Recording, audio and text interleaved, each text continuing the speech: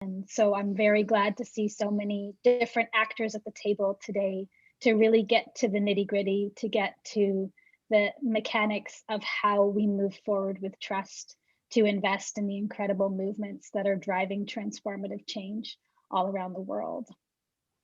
So for those who don't know, the Equality Fund is a groundbreaking collaboration of a multitude of actors, and we have leveraged a significant contribution of $300 million from the Government of Canada in order to create a fund for feminist organizations and movements that will invest in those movements over time, in perpetuity, and in ways that enable movements to thrive. Part of our model, because it is the size and scale that it is that we are using the resources from the Government of Canada to invest in feminist ways so that we can grow the pie and so that we can ultimately accompany feminist movements for decades and lifetimes. We also see a really important role to play in terms of our advocacy platform, recognizing that we are of a certain scale and that we are joining a choir of voices, including women's funds, of which many are on the call today, in trying to really advance and advocate for transformative philanthropy. We are a living experiment, I would say, that collaboration can happen and it can happen at scale. And I'm so excited to see France and Sweden on the call today and that we will be learning from them because in many cases they are leading on this front. But what we have learned at the Equality Fund is that a significant gesture of support from a credible actor like a government partner can absolutely unlock catalytic new partnerships and new resources. What the Government of Canada contribution has done for the Equality Fund has enabled new conversations with new actors to grow the pie, whether that's in venture capital or within financial institutions or corporate funders or community foundations or individual donors. This kind of credible backing is enabling us to have all sorts of new kind of conversations, and it's leading to partnership and it's leading to collaboration. And that's fundamentally, I believe, what will change the game and what will create much more momentum for the funding of feminist movements and organizations globally so that we're ultimately getting to where we all need to go. And I think I'd like to pass it over to Leila. The timing of this event could not be better. We're in a moment. There's a radical opportunity to really accelerate change and to drive a transformative agenda. And it cannot happen in a silo. Women's movements have been trying to do this on our own for a really long time. And it is an opportunity for unprecedented collaboration. And the government partnership piece is actually totally essential. So we are going to get to some nuts and bolts today. We're going to talk about the how. As Equality Fund and this Global Fund for Women do this every day, we are a living example of how this work can be done. And I hope that there'll be lots of interesting questions, and I have no doubt that there will be. So with those remarks, I would just like to pass the floor to my intrepid colleague, Leila Hassani from the Global Fund for Women, and I will see you at the end of the discussion. Thank you. Thank you so much, Jess. I really appreciate that. Always enjoy sharing a space with you and am so impressed by what you've been able to achieve. Welcome to all of you. So thrilled that you're all here. Bienvenue, Delphine. Bienvenidos a todos. We're so glad to have Teresa from the FEMI, the International Feminist Indigenous Fund, Delphine O from the French government, and Lisa from Swedish CETA with us today, and thank you all. We're really looking forward to having a conversation with you about the concrete aspects of shifting power, resources, and influence through the work that we do. And as just said, this is just such a defining moment for us. It's defining in terms of the incredible challenges that we face as a global community, as well as the radical opportunities that we see before us. And so I just want to highlight a few of those. One, as you all know, is that the pandemic has really revealed systemic inequality and has underscored to what extent our economic, political, and social structures are not designed for feminism, global liberation, and freedom. And you all probably saw Oxfam's latest report that reveals that during the pandemic, the world's 10 richest men saw their wealth increase by $500 billion. Think about that. Think about just what we could do with $500 billion. While at the same time, it will take a decade for the poorest people on this planet, which are our educators, our workers, the care providers in our communities, to build back after the global pandemic. So we really need to think about what world we're creating and living in, and how do we respond to that and repair the harms that have been done. Second is really the importance of racial reckoning and intersectionality. As feminist funds and women's rights organizations, we are Black, we are brown, we are Indigenous, we are young and old, we're people living with disabilities, we're cisgender, transgender, and gender nonconforming, and we don't live single issue lives. We really need to think about intersectionality and how supporting sexual and reproductive health and rights is as critical as having a fair and living wage. And you can't live a life without violence if you don't also think about violence and the multiple ways it plays out at the domestic level and the streets and in our political institutions. And so the groups we work with really think about intersectionality and aren't working in silos. Third is that we really have to realize how deep and broad the rollbacks have been. As I mentioned earlier, it will take at least a decade for the poorest to repair from the global pandemic. And we know that others are impacted as well. We're seeing increases in early forced and child marriage, different forms of sexual and gender-based violence online and offline, increased attacks on women human rights defenders, government surveillance of the groups we support, and abortion restrictions in places like Poland. So that's just to name a few. Those rollbacks are really real. And being here 26 years after Beijing, we really have to have a conversation about what have we been able to achieve and where there are tensions and where there are rollbacks and difficulties to advancing gender justice. And I think, as Jess said, it's also a moment of incredible opportunities to repair the harms, to recommit, and to commit differently. As Jess said, how do we need to think about public-private partnerships, different kinds of relationships, raising resources from different sectors, and thinking about this moment, as Aranda Roy said, a portal and a gateway between this world and the new world that we're all imagining. And part of that really does include resourcing our work differently. And I just want to flag that women and people of color have really led the charge on envisioning different approaches to funding. So as a feminist fund, we do that in multiple ways. We work in 5 languages. We believe in language justice. We have interpreters here, and we have interpreters for the work we do. We provide core, flexible, multi-year grants. We know that this is critical to the systemic change we're all working towards. We remove onerous barriers to getting funds. So getting funds out in flexible ways, funding groups that are registered or non-registered is really important to the critical work that we're doing. We hire staff who come from the movements we serve. This is critical to shifting power and to resourcing movements in the ways that actually result in systemic change. And we work through a community of advisors, movements, and funds at the local, regional, and global levels. And we also are very engaged in what we see as moving the sector of philanthropy and development, of democratizing and decolonizing the fields. There's a lot of public and private money out there that is accountable to the movements we serve. And so thinking about how we do that differently through pooled funds, through private sector partnerships, through new conversations with new actors is really critical to ensuring that when we think about 25 years after this moment, what is that world that we will have created? What are we investing in now that we know will lead to systemic change in the future. And I'm thrilled to be having this conversation with you all now. It is a critical moment. We have the French government, the Swedish government, who all are making commitments to women's rights organizations and gender justice movements.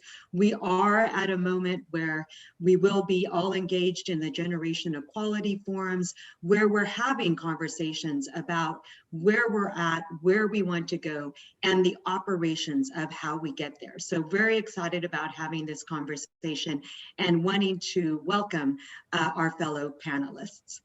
So I will now turn it over and ask both of our panelists, from Delphine from the French government and Lisa from the Swedish government, can you talk a little bit about just your funding? So Lisa, you are one of the first bilateral donors, and we thank you for that, of having put into place a feminist foreign assistance policy. What has that actually meant, and what has that changed in terms of who you fund and how you fund and who you partner with around funding? I'll hand it over to you, Lisa, and then I'll come to you, Delphine. Thank you so much, Leila. Greetings to everyone. Good morning and good afternoon.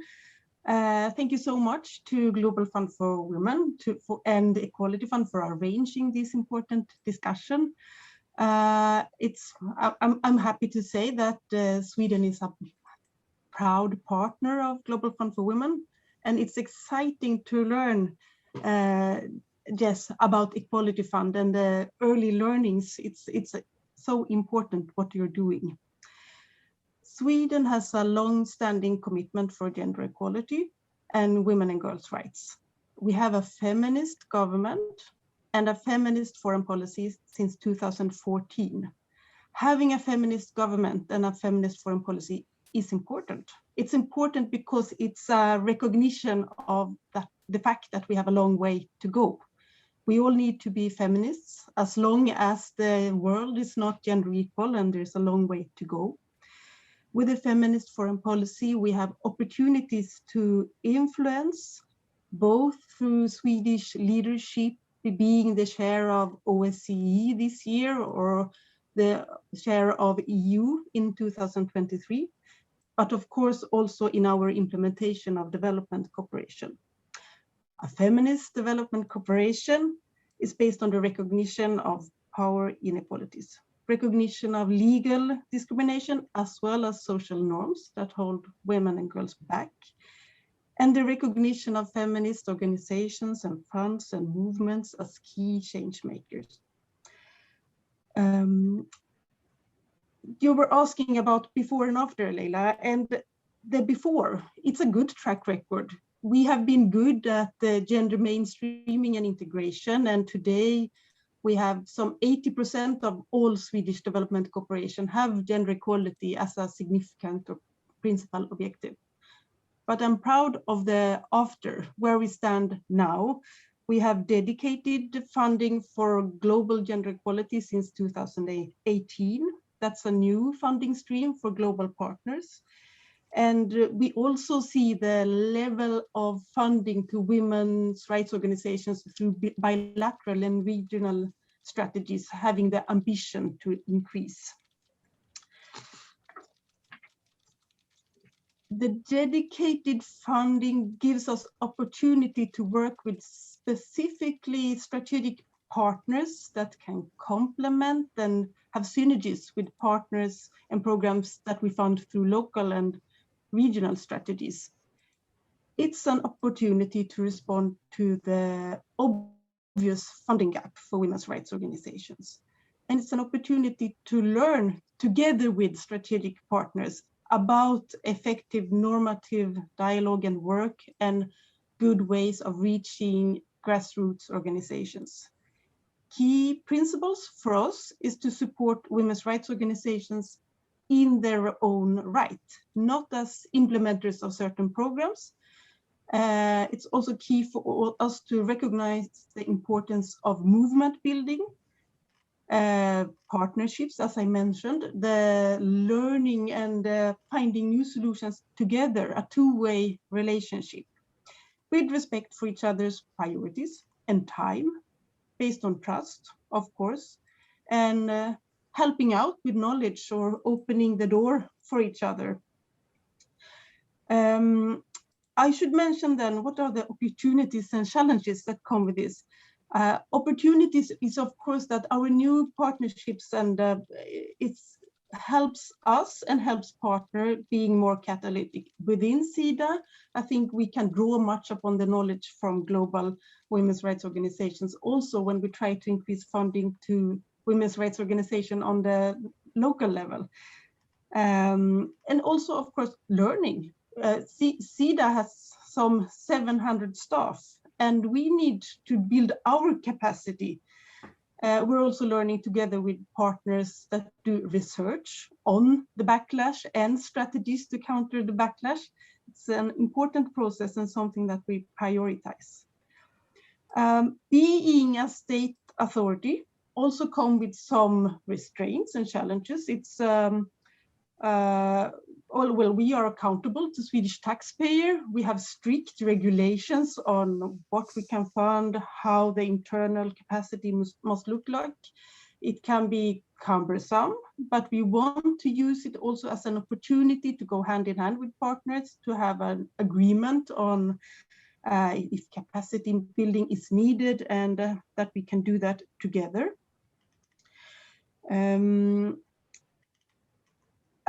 Also, one important thing and lesson learned for us is the importance of elaborating together and recognizing movement building as a key for progress. It's not always, it's not the easiest thing within development cooperation. You can't get a concrete result next year immediately. You can't claim the result, but the importance is obvious. It's also important for us to find good ways of supporting women human rights defenders immediately. That's not something that you can do a long-term risk assessment if someone's life is in trouble. And for us, it's of course then very important with partners like Urgent Action Fund, similar, have developed good methods. We're also looking with great interest at partners like Frida, who have very innovative new methods for collective decision making. That is for sure a future thing of switching the power and finding where new ways of accountability. So this learning together and drawing from inspirations and challenging each other in partnerships is very important. Finally, I would like to mention also, of course, another challenge is, of course, how we in a good way can support and finance emerging actors like grassroots or networks. That's also not easily measurable, but a precondition. Finally, yeah, thank you. Thank you so much, Lisa. I really appreciate just that comprehensive overview of everything that you're doing and the importance of rapid response as well as supporting movements to address the systemic challenges that we face. Delphine, welcome to you. Thank you so much for joining us. And I'd like to also pose the same question to you, Delphine, about what it's meant for the French government to uphold a feminist foreign assistance policy and how that translates into different modalities and groups that you fund and ways of funding them. Thank you. Thank you, Leila, and thank you for the Global Fund of Women for organizing this event on a very important topic, which is funding for feminist organizations.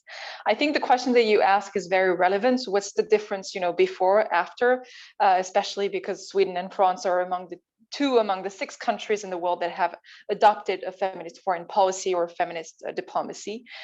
France came after Sweden and Canada. So Sweden was in 2014, Canada 2017, and we announced in 2018 that France was going to launch a feminist diplomacy. That is not to say, as my Swedish colleagues pointed out, that we did not do anything before adopting or launching the feminist diplomacy.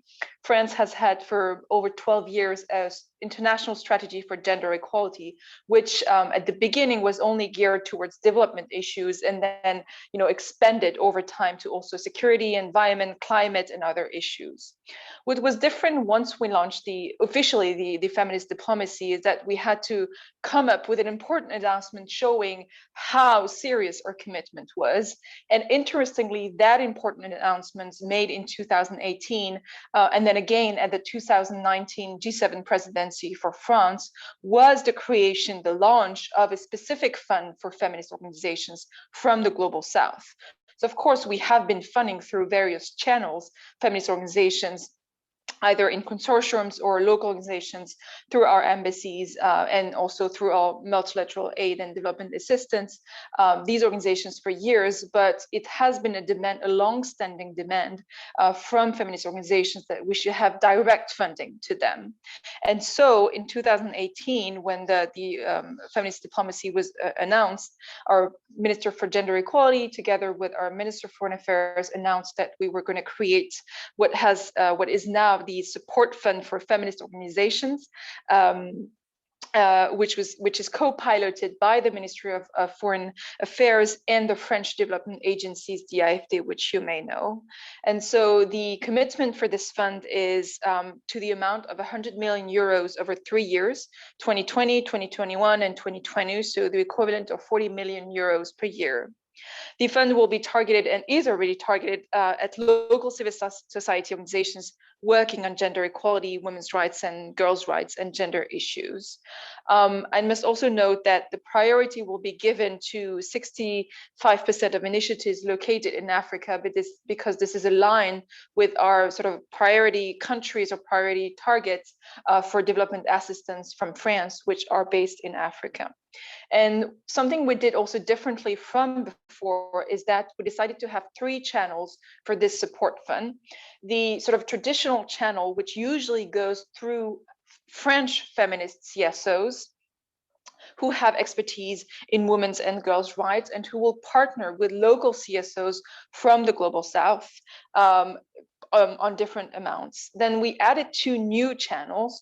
The French Development Agency put out a call for proposals for feminist civil society organizations from the Global South directly.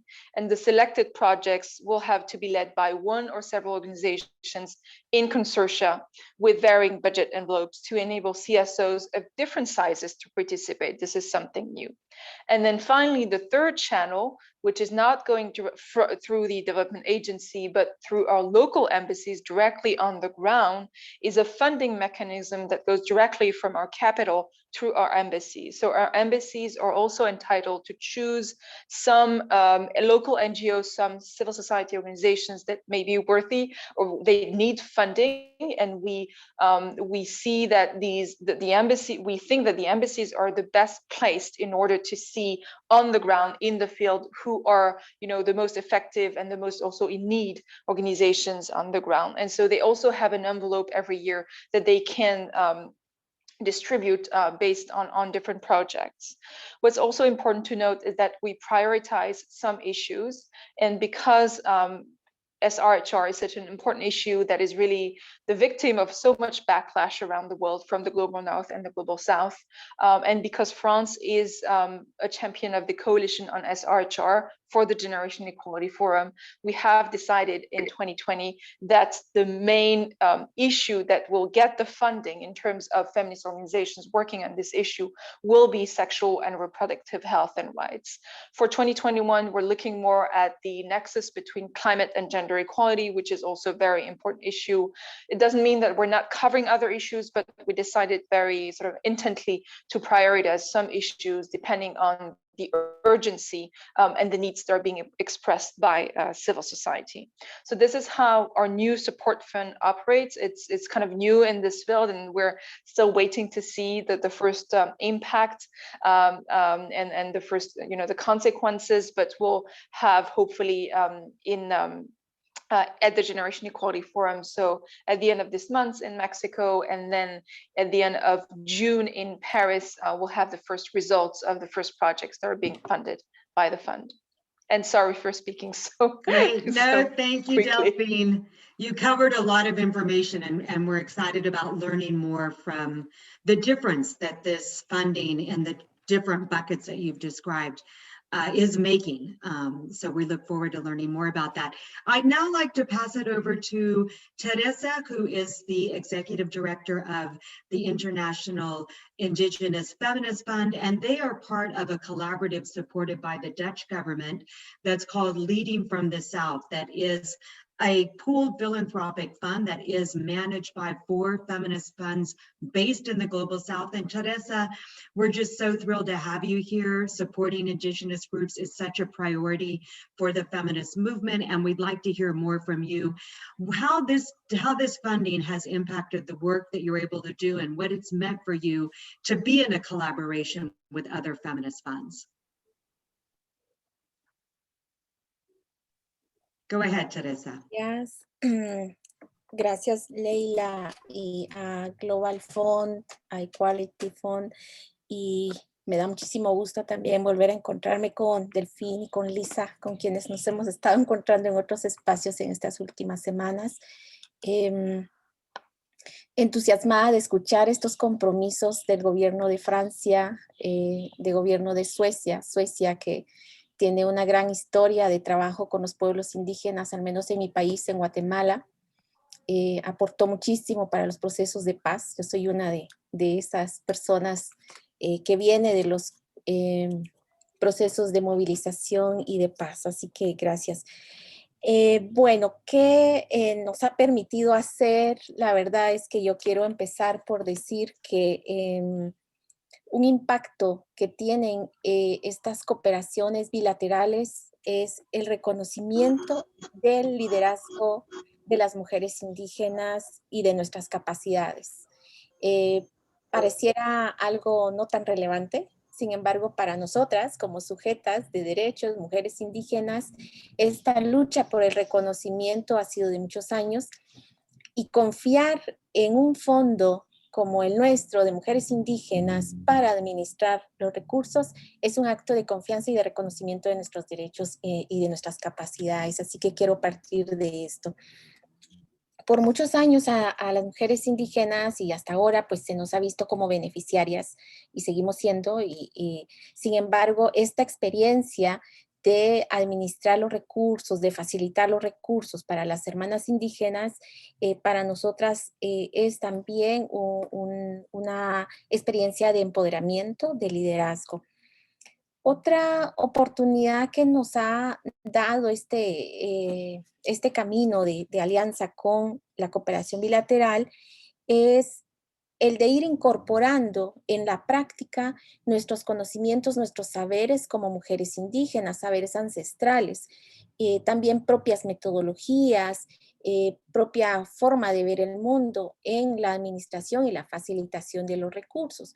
Por ejemplo, nosotras en FIMI promovemos la coinversión y no es la coinversión que solemos entender por invertir recursos y recuperarlas, la visión muy economicista. Il y a une vision très économiciste. Nous, l'investissement, nous l'avons comme un...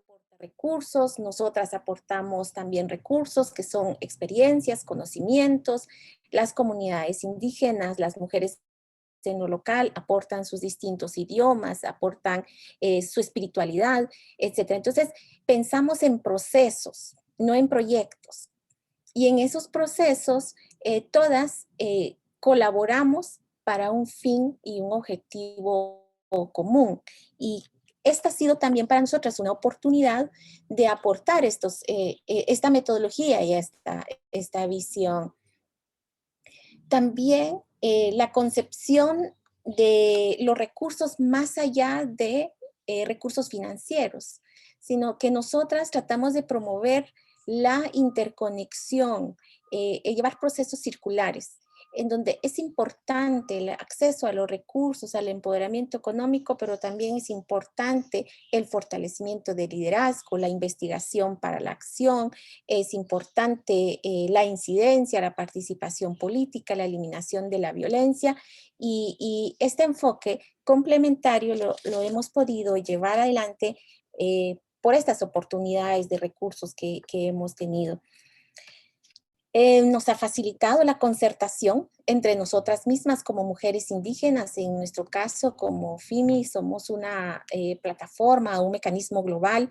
Hemos logrado articular con las distintas regiones del mundo, tanto África, Asia, América Latina, América del Norte, el Pacífico, el Ártico. Incluso nos ha permitido llevar adelante esfuerzos de socialización, de concientización, porque algunos todavía consideran que en África y en Asia no hay personas indígenas, o en Europa, y sin embargo ahí están nuestras hermanas en Europa, las hermanas Sami están en Asia, en África, están en Nueva Zelanda, en Australia, están en Norteamérica, no estamos solo en América Latina como a veces se ha concebido, ¿no?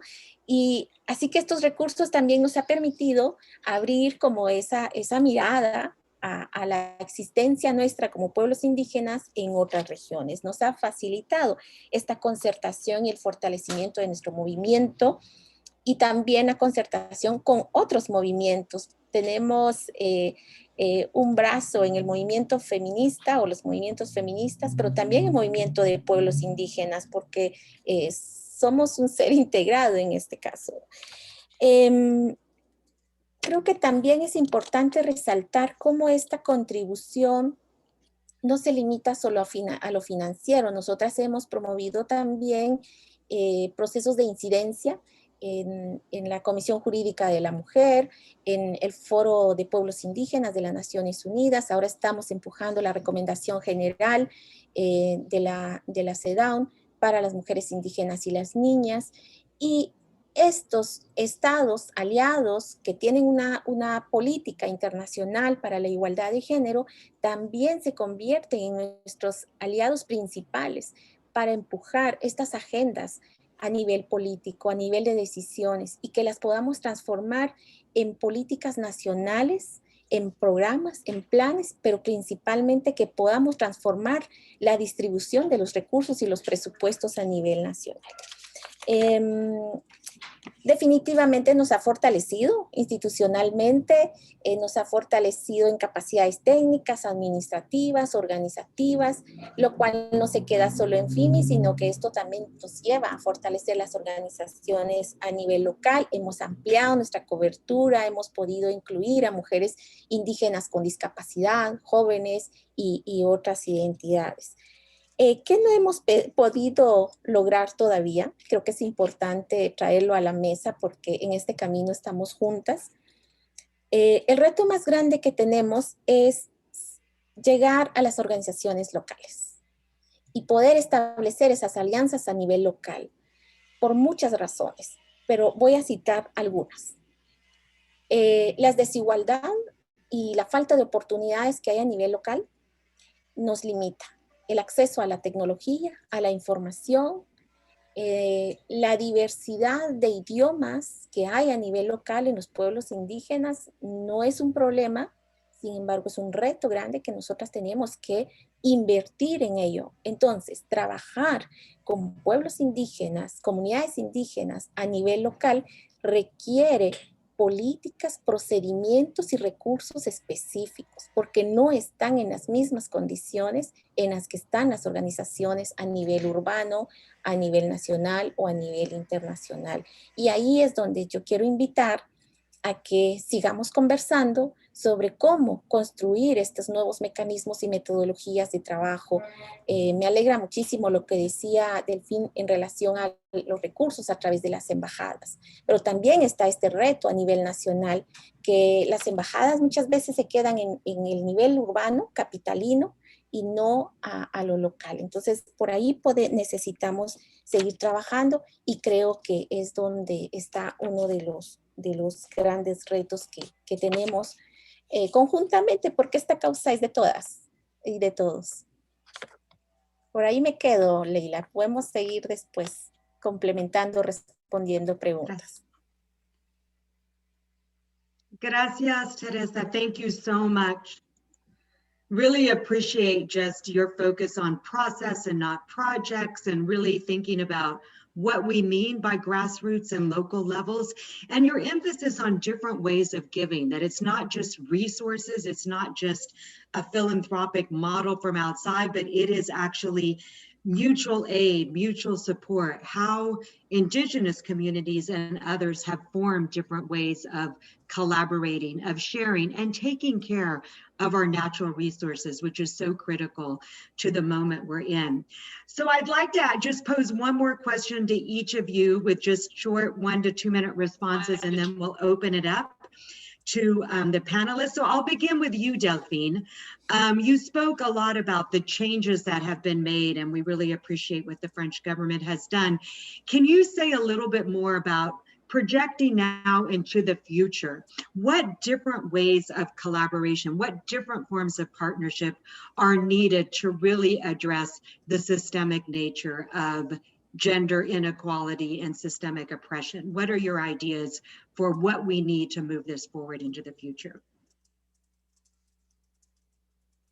Well, my idea is the Generation Equality Forum to begin with. You know, it was not actually originally my idea. It was the idea of UN Women together with the French government and the Mexican government and civil society.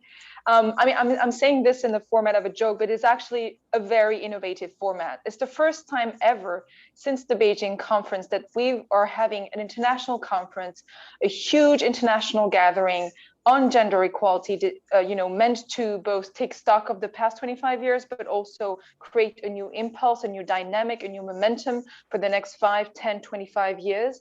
But the difference with the Beijing conference and all of the international conference that we have attended or not in the past 25 years is that for the first time, we're putting civil society at the same table as member states and international agencies or international organizations. So it's not like civil society is outside the system, you know, putting out demands to member states who are at the driving seat. Civil society is also at the driving seat together with member states and the UN and also the private sector and also philanthropies and different funds. And Global Fund for Women is also the champion of one of our action coalitions.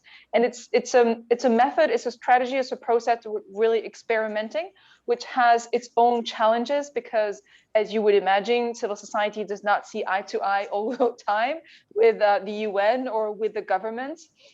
But it ensures that the overall result that we're going to be announcing in the form of the action coalitions in Paris at the end of June will be really co-constructed together with civil society, with grassroots feminist organizations, with feminist funds, and with the whole spectrum of NGOs that are working with us. Thank you, Delphine.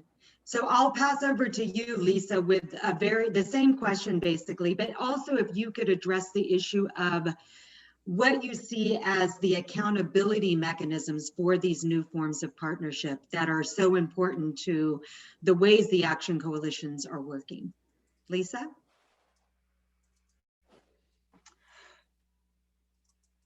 Oh, I'm afraid that was not the question I was prepared for.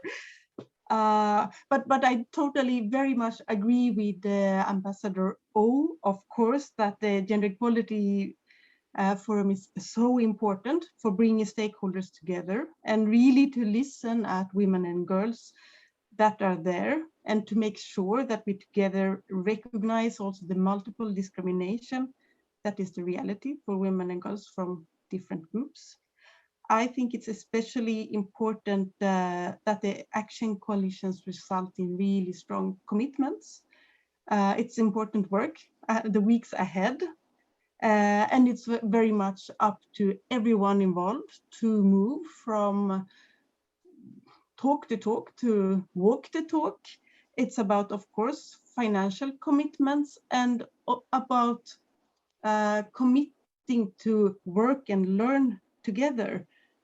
I think maybe some of you know, but Sweden is in the lead of the Action Coalition for Economic Justice and very much engaged there also to be able to share the trip of how to promote gender equality in our system and connect it to our welfare system.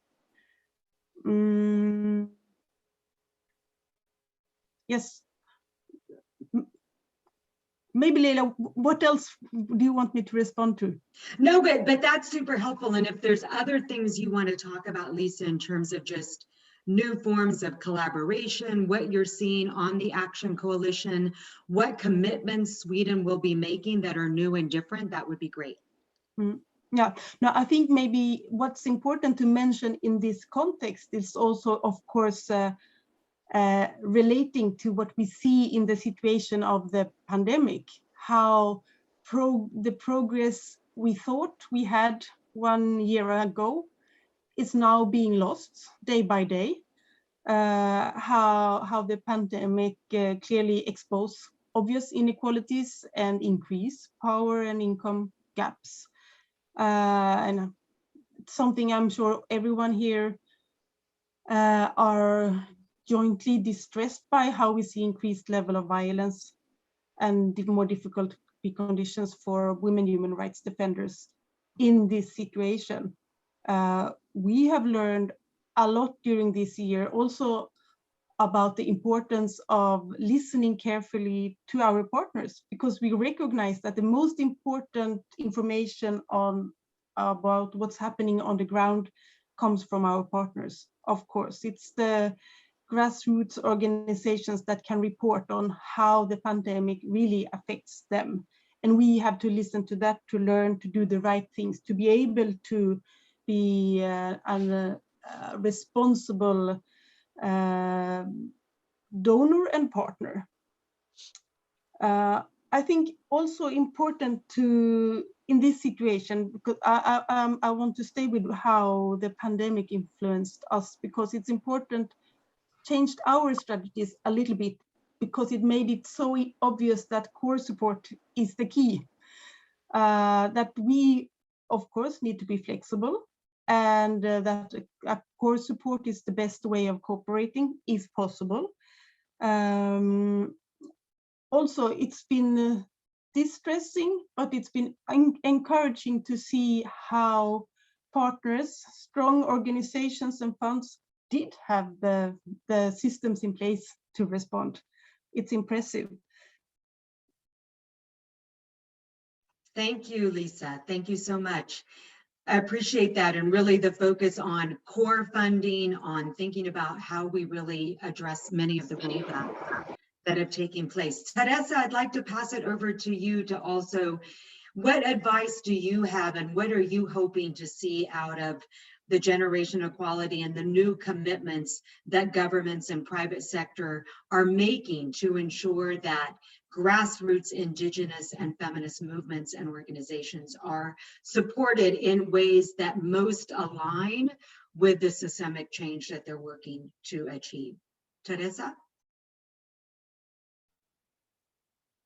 Sí, gracias Leila por la pregunta. Definitivamente no podemos dejar de mencionar los efectos de la pandemia y vino como a desnudar esa realidad que ya sabíamos, pero que a nivel global creo que ha impactado mucho, cómo las desigualdades han crecido, han aumentado. Y está impactando, como siempre, al último eslabón de toda esta cadena. Y acá una de las recomendaciones que nosotras estamos haciendo de cara también al Foro Generación Igualdad es que tratemos de abrir los espacios, generar los espacios para una participación equitativa, diversa, esa interseccionalidad que tanto hemos venido hablando, que es fundamental decirlo, se ve atravesada en la vida de las mujeres indígenas, en la vida de las mujeres afrodescendientes, las mujeres rurales, esa interseccionalidad de las condiciones de pobreza, el racismo, las distintas formas de violencia, militarización, ahora todo el movimiento que hay también alrededor de la búsqueda de la paz. Entonces, sí estamos proponiendo, nosotras hemos hecho una declaración con nuestras recomendaciones, queremos participar en los distintos espacios de las coaliciones de acciones para aportar con nuestros conocimientos. Y el reto más grande que pienso que debemos seguir poniendo sobre la mesa es cómo traducir todos estos esfuerzos en la transformación de las políticas públicas y los presupuestos nacionales. Yo insisto mucho en esto, porque es ahí realmente donde está la realidad de las desigualdades, en la distribución de los presupuestos nacionales y de las políticas públicas. Tenemos una agenda global que son los Objetivos de Desarrollo Sostenible, la Plataforma de Acción de Beijing. Tenemos herramientas, tal como lo decían la embajadora y Lisa, lo que necesitamos es llevarlo a la práctica. Entonces esperamos coaliciones que establezcan rutas y estrategias para la práctica y no nuevamente una agenda global que luego nos sentiremos frustradas todas, pero vamos apostando a lo positivo.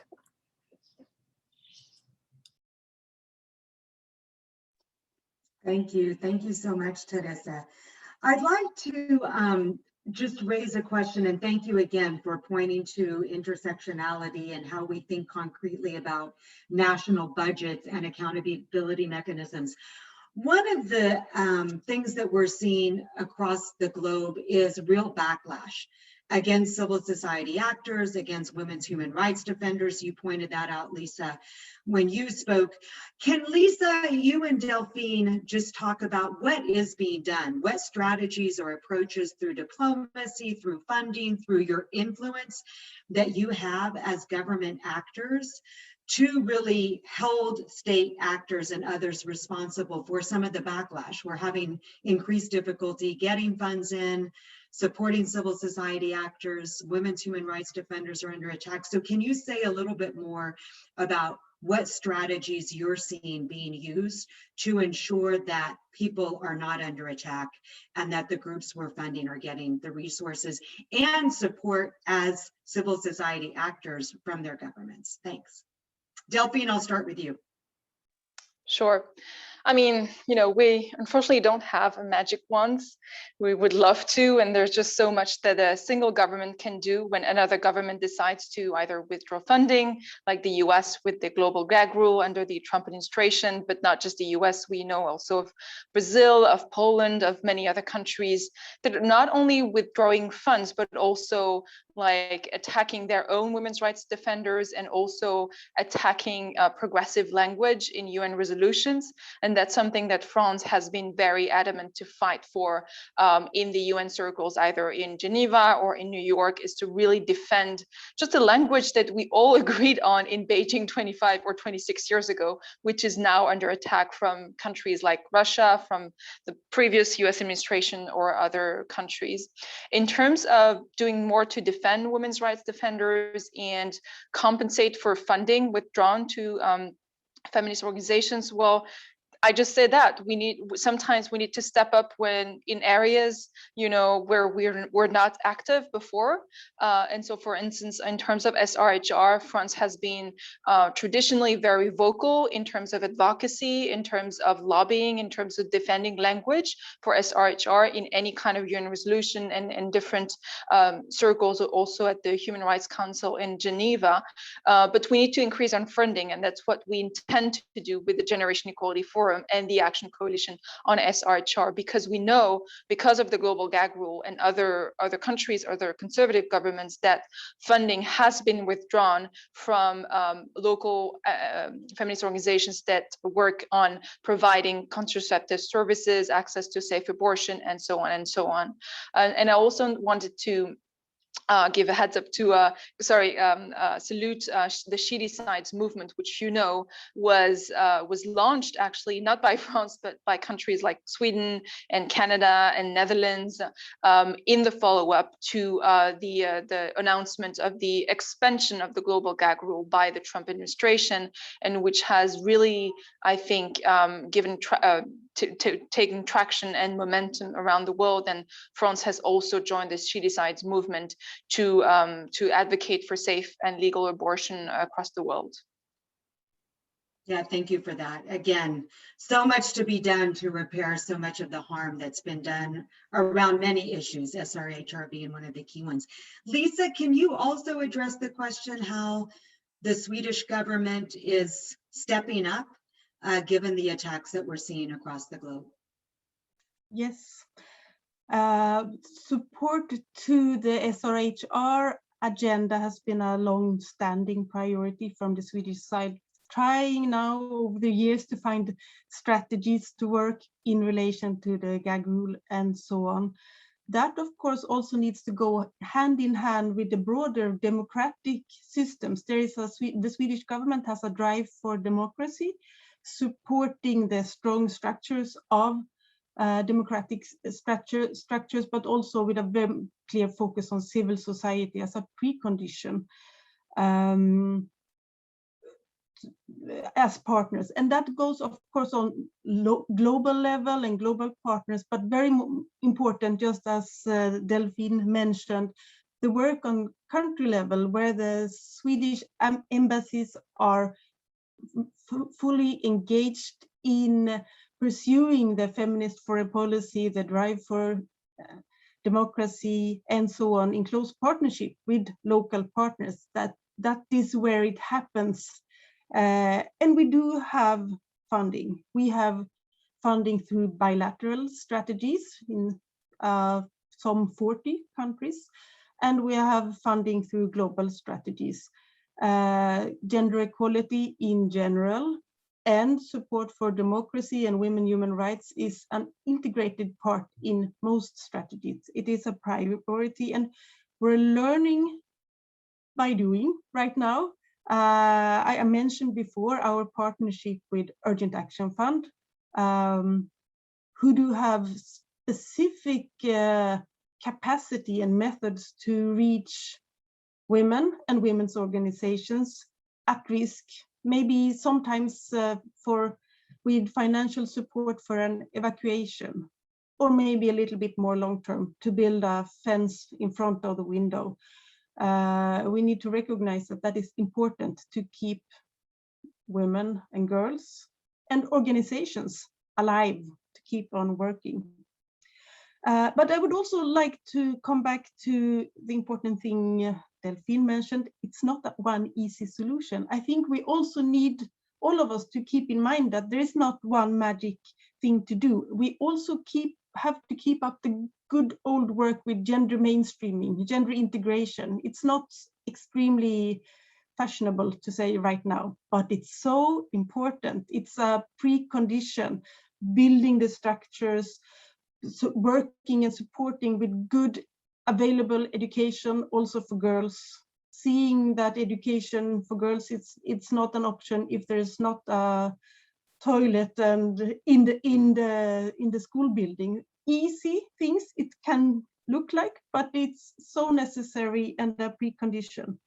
Also goes for having good systems for microfinance or agriculture. The everyday business of gender mainstreaming is important, and I think we here, we see ourselves as progressive feminists, but we also need to work together and hand in hand with the hardworking, everyday gender equality integration colleagues of ours.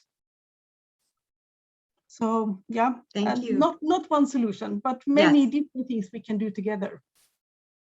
Thank you, Lisa and Delphine, both of you, for pointing out that we need solutions and strategies on multiple levels and multiple actors, and it's really about bringing more and more actors and stakeholders to this bigger tent of moving around gender justice and equality. Teresa, I'd like for you to jump in around what are some of the specific ways that Indigenous communities and the work that you're doing are being targeted in the world of increased rise in authoritarian governments and regimes.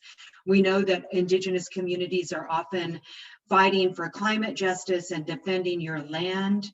Can you share with us some of the ways that Indigenous communities are being under attack right now and what we can do about that as a collective community? Thank you. Sí, claro. Justo la semana pasada tuvimos también un evento con la red internacional que está trabajando relación a todo el tema de defensoras y defensores indígenas, que nosotros lo planteamos como la defensa colectiva pero individual. O sea, la causa y la lucha es también colectiva de los derechos. Hay situaciones muy críticas en distintos países como en América Latina, en Colombia, Brasil, estamos también en Filipinas con situaciones muy duras por la lucha por los territorios. Y una de las formas en que esto impacta en las mujeres indígenas, las niñas y las jóvenes, creo que hay que seguir denunciándolo, es la violación sexual, la violencia sexual en contra de las niñas en situaciones como esta. Y también en situaciones donde se lucha contra las industrias extractivistas, hay una persecución, una militarización en contra de líderes, lideresas. Y hay distintas formas de analizarlo y creo que también de señalar que se convierte todo esto en una violencia económica, se convierte en el aislamiento, se convierte también en el desplazamiento forzoso de abandonar las tierras, los recursos, los territorios por proteger la vida. Y las que se han enfrentado a esto incluso han sido asesinadas. Frente a esto, ¿qué se hace? La búsqueda de un trabajo colectivo en alianza, en red, fortalecer las organizaciones, fortalecer los movimientos, pero también apostar muchísimo hacia la sanación, al autocuidado, que es algo que muchas veces abandonamos y no todos los organismos aportan para la sanación, el autocuidado, la reparación. Y esto es algo que me parece importante seguir manteniendo en la agenda, porque si no nos enfocamos en la sanación, muchos de estos liderazgos van a ser afectados en su vida individual, pero también en los procesos colectivos y en todo ese ciclo que se trae. A mí me gustaría también agregar a esto nuestro reconocimiento a las organizaciones y a los donantes o la comunidad de donantes, tanto bilaterales como privados, que hacen una apuesta por la sostenibilidad y el funcionamiento de las organizaciones en medio de estas crisis. Como decían, no depende de un gobierno, sin embargo puede ser una fuerza, un respaldo para que otros gobiernos puedan ser mucho más sensibles y tratar de pues no entrar en estas condiciones de violencia. Y en este caso, nosotras hemos visto cómo el respaldo, una voz internacional puede contribuir a proteger la vida de otras comunidades y de otras personas en otros países.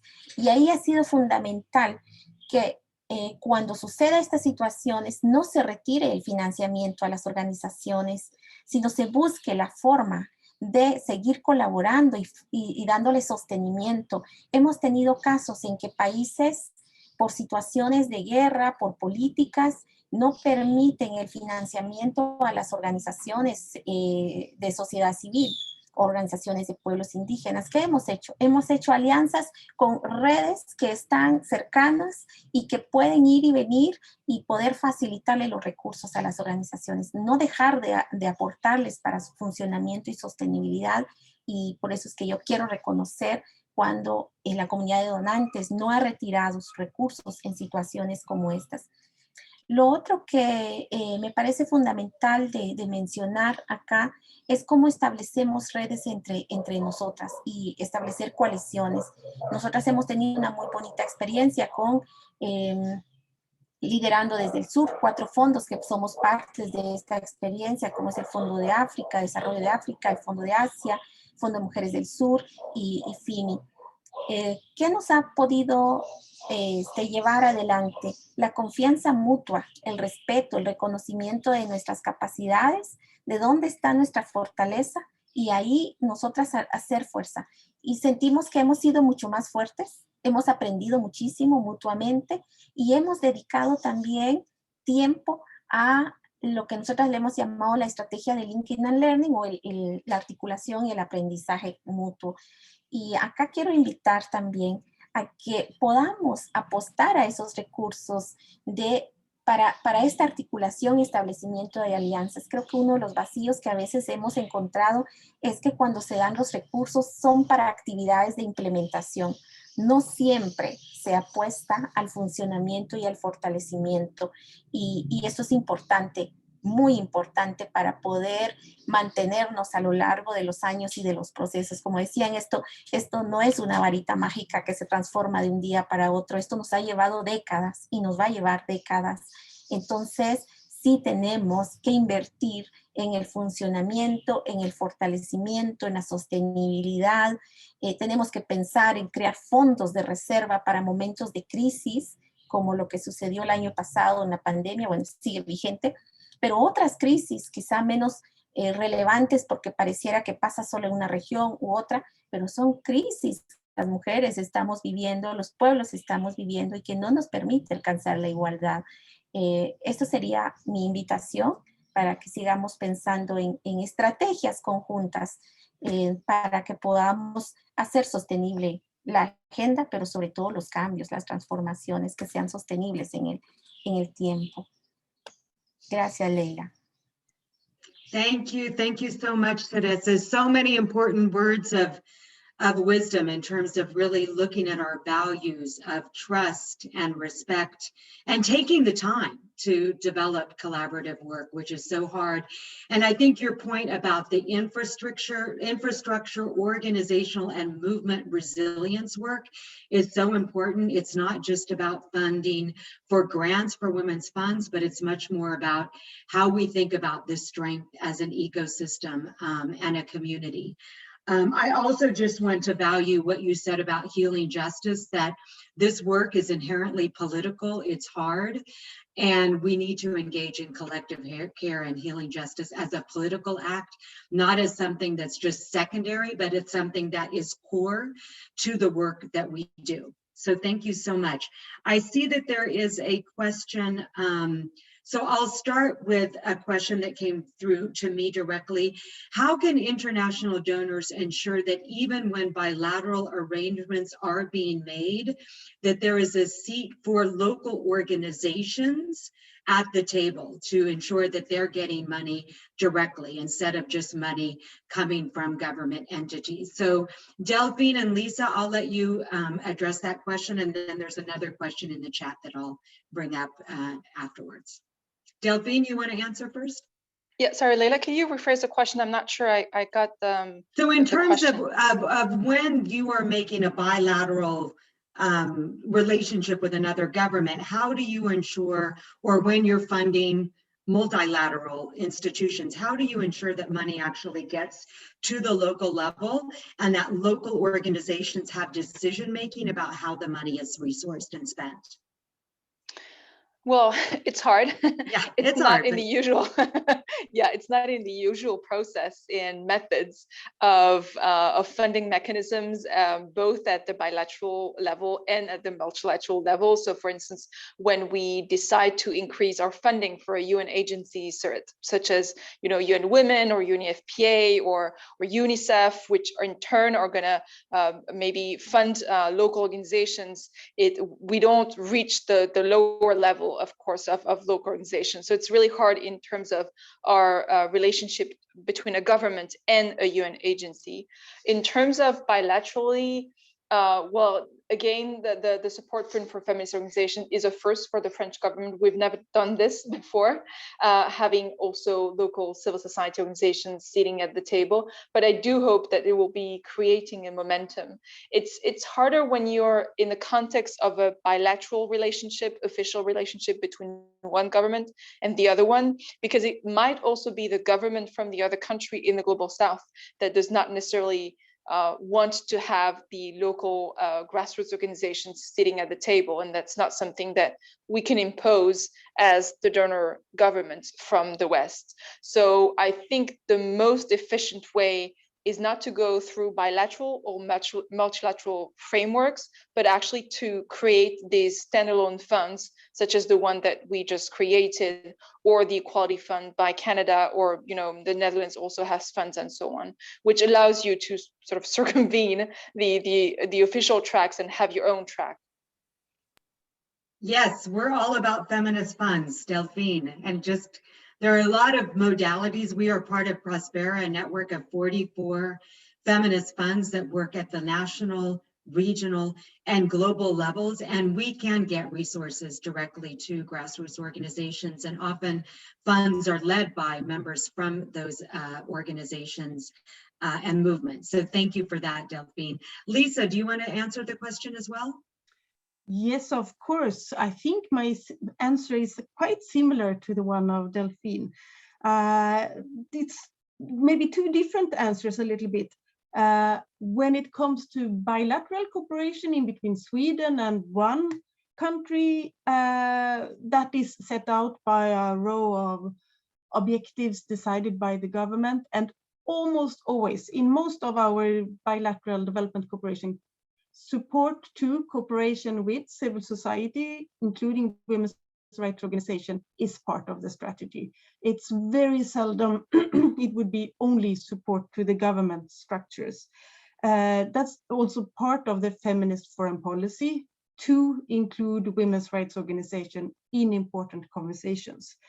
I'm also pleased to say that we have a quite new gender equality action plan within SIDA, implementing the development cooperation, setting out an ambition to increase support to women's rights organization in the implementation of all different development strategies. So we hope to see an increase. We all know that the level of funding to women's rights organization is a very, very, very small part of development cooperation overall. The Swedish figure is 2.7%, and I think it's a big number compared to most others, but it could increase, it could grow. The other part of the answer is, of course, to work with global funds and global women's rights organizations that do have the capacity to be in close partnership with women's rights organizations on all different levels. It's an important tool or mechanism or way of working for us. We do see that there's a very clear added value. It's not just a funding stream, but it's strong partnerships and networks that motivates us prioritizing funding to both funds and global women's rights organizations. Thank you, and you're such a leader, Lisa. We would love for you to influence all the bilateral funders to give at a much greater percentage of their GDP, and to think about wellness, not just from the perspective of GDP, but the perspective of sustainable, powerful, intersectional movements. So thank you for that.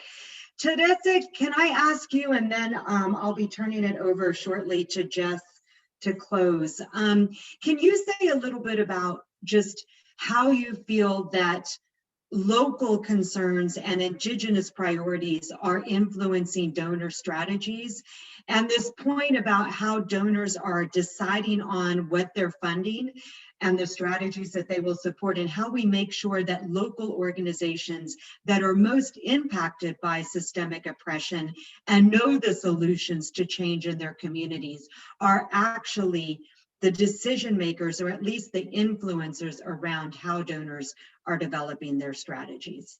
Thank you, Teresa. Sí, claro. Me parece que hemos avanzado enormemente. Hasta hace algunas décadas, como le indicaba anteriormente, no estábamos reconocidas. Se nos incluía dentro de un grupo grande, pero no se nos definía nuestra identidad. Y ahora creo que con esta lucha de décadas de hermanas mayores, nuestra voz está teniendo eco en distintos espacios, pero falta mucho. Por ejemplo, a mí no me da orgullo decir que somos el único fondo de mujeres indígenas a nivel global. ¿Eso qué significa? que aún falta mucho más oportunidades y posibilidades, que me encantaría que dijéramos, somos varios fondos y estamos trabajando en distintos espacios, regiones, etc. Sin embargo, ya hay un fondo que hasta hace 10 años no había. Justo el año pasado cumplimos 10 años de tener el Fondo de Mujeres Indígenas. FIMI funciona desde hace 20 años, pero el fondo se creó recién. Esto significa que sí podemos hacerlo, tenemos capacidad, tenemos la experiencia y tenemos que seguir trabajando. ¿Qué necesitamos hacer? Confianza, es lo que les decía hace un momento. Necesitamos reconocimiento, necesitamos confianza. Hay muchas voces de liderazgos que se han ido formando, están fortalecidas, que pueden estar en las distintas comités de selección, pueden estar en los consejos, en las asambleas de los fondos, porque no solo son los donantes los que están llamados a ser abiertos a nuestra participación, somos nosotras mismas también como fondos, como movimientos que necesitamos estar abiertas a las diversidades. Y esto es algo que hemos venido pidiendo, nuestra participación en la toma de decisiones. Lo hemos planteado a las agencias de las Naciones Unidas. Queremos ver a una mujer indígena en ONU Mujeres al alto nivel. Queremos ver mujeres indígenas en UNICEF, el Fondo para la Infancia. Es decir, queremos estar en distintos espacios y hay liderazgo. Quizá unas décadas anteriores nos decían, bueno, no están capacitadas, no pueden, no sabrían. Hoy podemos debatir ese fundamento que tenían, porque hay liderazgo, hay capacidades, hay bastante esfuerzo realizado en este sentido. Queremos estar en esos espacios. Queremos también seguir fortaleciendo en nuestro movimiento, nuestros movimientos, porque solo teniendo esta fuerza, esta potencia, podemos empujar procesos políticos, respaldar a las compañeras que están en situaciones de crisis o de peligro. Si somos más fuertes, si estamos unidas, podemos avanzar. Necesitamos, y aquí quiero proponer, que podamos avanzar en espacios de diálogo. Eso es fundamental, porque es solo a través de los espacios de diálogo podemos reconocernos, podemos establecer alianzas, podemos trazar objetivos comunes y nosotras estamos abiertas a eso, a las posibilidades de diálogo, de concertación.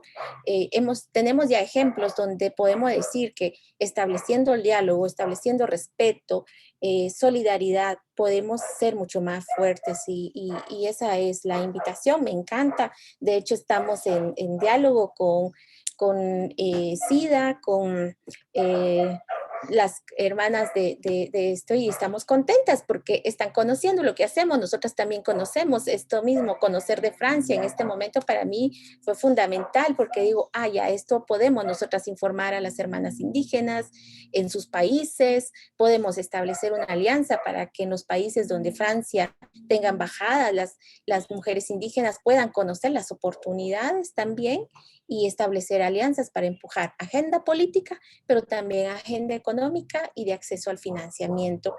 Y me encanta saber de que la estrategia es no solo trabajar con los estados, sino crear estos nuevos mecanismos para la igualdad de género, porque si dependemos de los estados, realmente la sociedad civil, los pueblos indígenas no vamos a poder ser una voz, pero si tenemos estos mecanismos, creo que es una forma de establecer alianzas, lo valoro muchísimo y animo a los otros estados a seguir ese ejemplo de Francia, de Suecia, de Holanda, de Canadá y de otros países que lo están haciendo. Y bueno, a seguir adelante. Muchas gracias, Leila. Thank you, Teresa. So we have several questions coming up in the chat, and thank you so much, Teresa, for, again, you're reminding us about trust and getting to know each other and what true collaboration looks like and sustainability. So there's a few questions in the chat. I'm just going to raise them and then I'm going to give Delphine a chance to respond because I know she needs to, I think, go eat and was under the impression that this was ending earlier. So I want to give you the floor, Delphine, then I'll come to Lisa and Teresa and then to Jess to wrap us up. So the three questions in the chat, one from Amanda, which is about trust-based funding, and that is about individuals and trust across individuals, and how do we make sure that that's just not the individual level, but that it's really about the organizational level, so that when people leave funders and organizations, that trust continues. So really building trust across organizations. A second question from Kathy was about, and maybe Jess, you can also lead on this, how governments are incentivizing transnational corporate actors to invest in the issues we care about: leadership, capacity, coalition building, instead of one-off projects. And how do we think about the role of corporate social responsibility programs? And then the final question from Cynthia was about the global gag rule, and realizing that it was immediately overturned by President Biden. As you all know, there's still a great deal of harm and repair that needs to be done. And so how do we make sure that this policy will not be implemented again? As you know, it's a political football between Democrats and Republicans in the US, and how will this affect bilateral funders' decisions moving forward?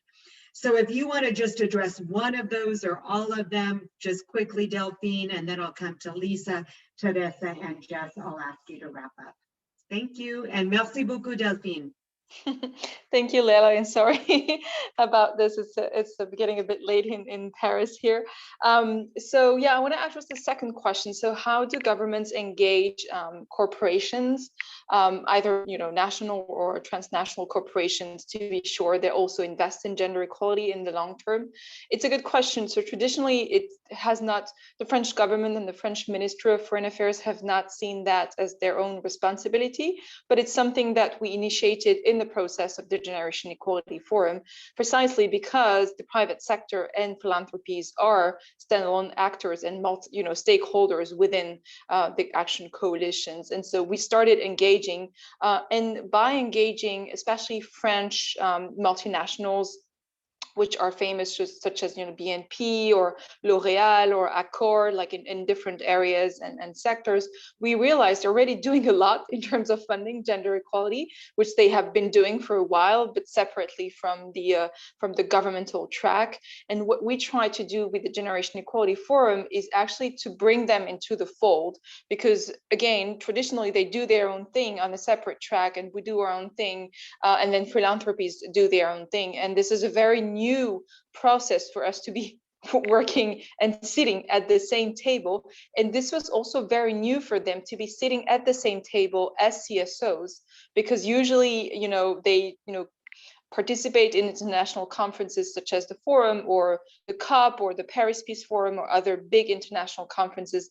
They make commitments, but they're not directly in contact, facing actually the civil society organizations, which at the end of the day will benefit from their funding. So it was also a big lesson for them, an interesting step for them to be sitting at the same table. And somehow the government worked as an intermediary between the civil society organizations and the private sector and the corporations, bringing them around the table, because there's much defiance from both sides to the other sides.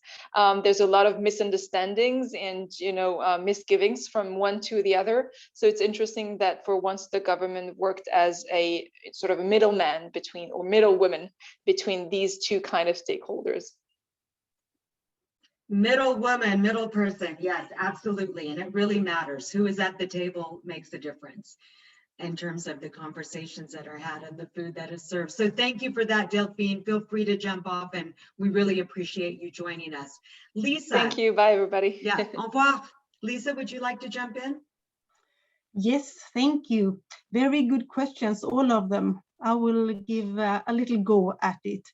I think it's very important recognizing that trust, yes, trust is in between individuals.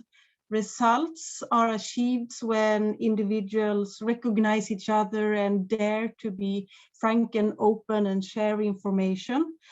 That is how we do the best possible work, and recognizing what each other do creates also a sense of strong friendship.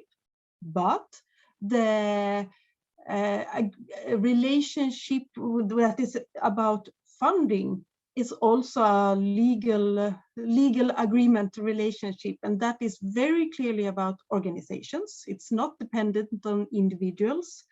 As a donor, we assess partner organizations and systems for internal control and management systems with roles and responsibilities, but not individuals.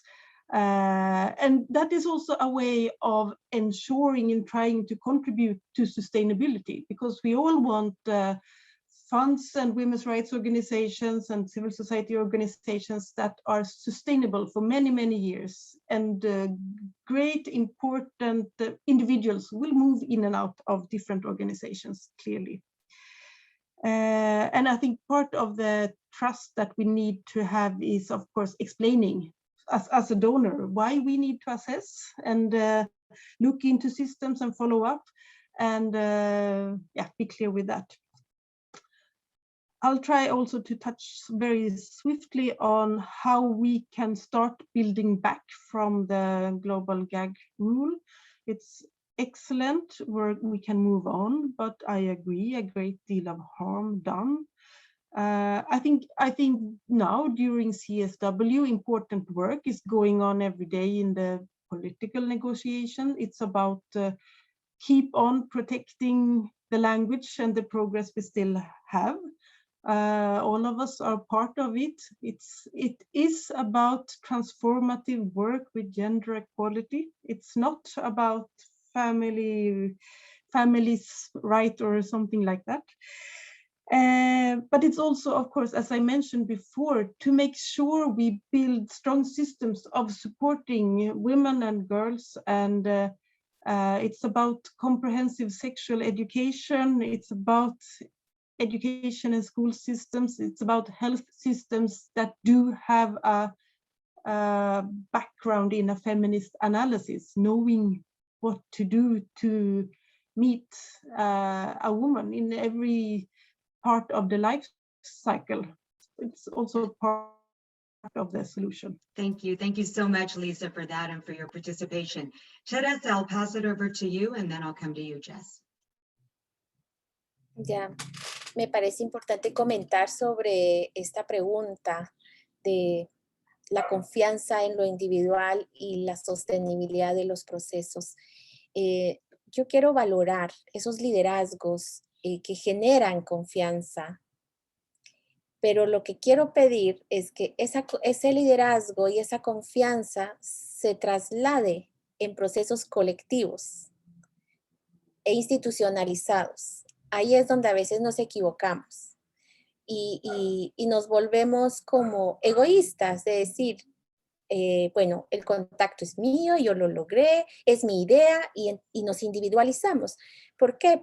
Porque la ideología que nos han transmitido a lo largo de estas décadas es muy individualista. Entonces estamos llamadas a usar esas capacidades, esa influencia, ese compromiso individual, como lo tienen en este momento en la posición de la embajadora y otras, bueno, la embajadora de México que también está al frente del foro, es una persona con un compromiso fuerte con la agenda, sin embargo, necesitan y lo están haciendo bien desde la plataforma institucional. Las instituciones las movemos las personas. Sin embargo, tenemos que estar conscientes que para la sostenibilidad tenemos que tener la capacidad de trasladar estas experiencias y estas alianzas. Y yo pienso que por ese camino hemos venido andando. Si necesitamos fortalecer y transformar algunas prácticas, yo no renuncio a estos liderazgos individuales, todo lo contrario, las necesitamos, pero sí necesitamos dar ese paso a lo colectivo y al compromiso conjunto. Y finalmente, quiero agradecer pues a Global Fund, a Equality Fund y a todas las que estuvieron participando. Ha sido un diálogo muy rico, yo he aprendido bastante y también pues he trasladado las voces de mis hermanas indígenas y seguimos transformando la filantropía, la necesitamos transformar, la comunidad de donantes necesitamos establecer diálogos para poder ser más fuertes. Gracias. Thank you, Teresa. We look forward to working with you around collective leadership and transformation. Thank you so much. Jess, would you like to wrap us up, please? Thanks. That's an impossible task, actually, I think, Leila, but I will do my very, very best. I will just share what I'm struck by, and there was a lot, but I will try and just pick a few nuggets. This idea that there is really growing influence amongst progressive bilateral actors who are using spaces, whether it's, in your case, Lisa, the OSCE or the European Union, whether France using the Generational Equality Forum, Canada has had good experience using the G7 leadership as opportunities and moments to really build momentum and insist on the participation of women's rights organizations in those processes that fall under their leadership. I think that's really exciting and something that we should continue to advance collectively. This notion of risk, and I appreciate, Lisa, that you saying that you touching on this, because as somebody who deals with a very large contribution from a government partner, the conversation around risk is very live. And I personally spend a lot of time with auditors and accountants who are trying to figure this out. And I think what we are seeing over and over again is that the systems that exist within movements are actually more robust than we think they are. And they are improving every single day because movements are doing what they do well, which is get organized and gathering in strength. And so old assumptions there, to some extent, I think need to be parked. There's two ways to reframe this conversation around risk, in my view. One is this piece that comes from you, Teresa, which really strikes a chord with me around the notion of reciprocity and mutual investment and co-investment. At what point do we value the experience and labor of women in particular who are contributing to these movements as much as value the conversation around risk? And for me, the other piece is, that we actually absolutely must center is what is the risk if we don't support these organizations and movements in this moment of time?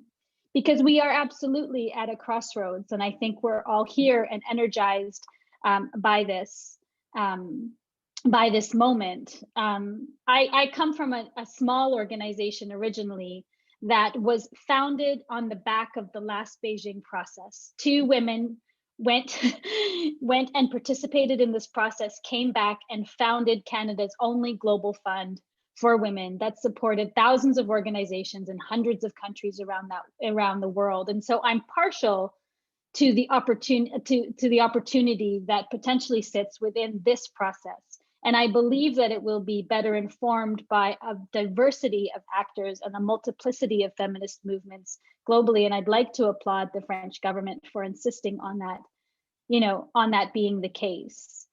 At the end of the day, I think what we need to see here is how we create a moment within the Generation Equality Forum so that we are looking back at the Generation Equality Forum as a moment when things really, really changed.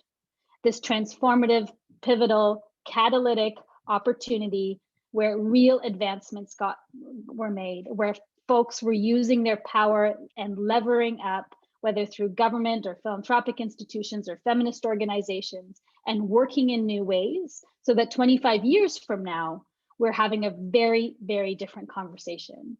That cannot happen without the full representation of feminist movements, young and old, Indigenous women, racialized women, ethnic minorities.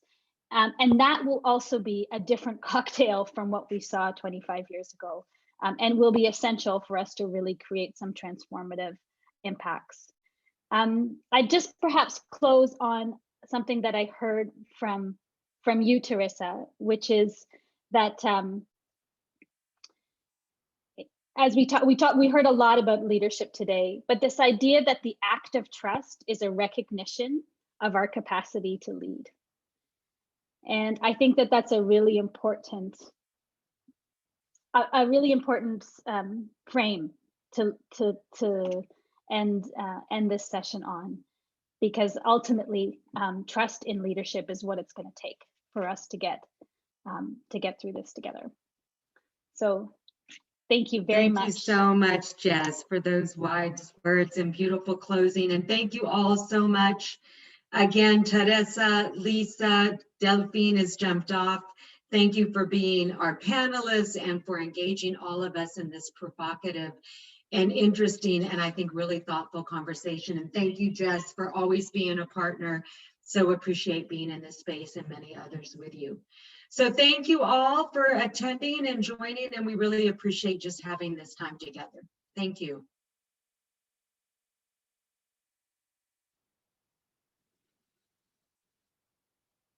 Bye-bye. Thank you. Thank you. Thank you so much. Thanks, Lisa. Thank you. It's evening your Thanks, time. We so Lisa. appreciate you. Thank you. We'll be in touch.